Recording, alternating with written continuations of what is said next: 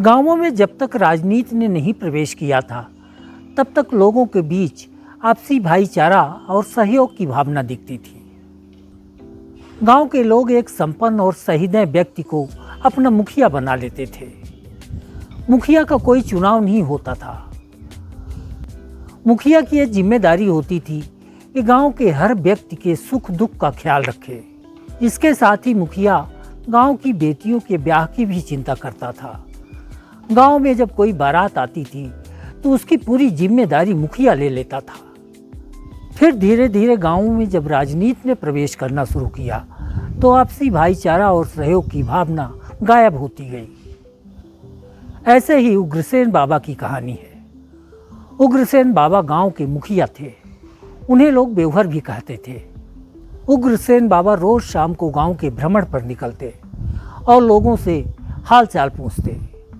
अगर किसी को कोई परेशानी होती तो वो तुरंत दूर करते। एक दिन शाम को उग्रसेन बाबा गांव के भ्रमण पर निकले तो देखा कि राम सुख के घर से धुआं नहीं निकल रहा था, यानी उसके घर में चूल्हा नहीं जल रहा था। उग्रसेन बाबा राम सुख के घर गए। राम सुख बुखार से तड़प रहा था। उग्रसेन बाबा ने तुरंत उसके लिए दवाई मंगाई, साथ ही उसके लिए खाने पीने की चीजें भी मंगाई।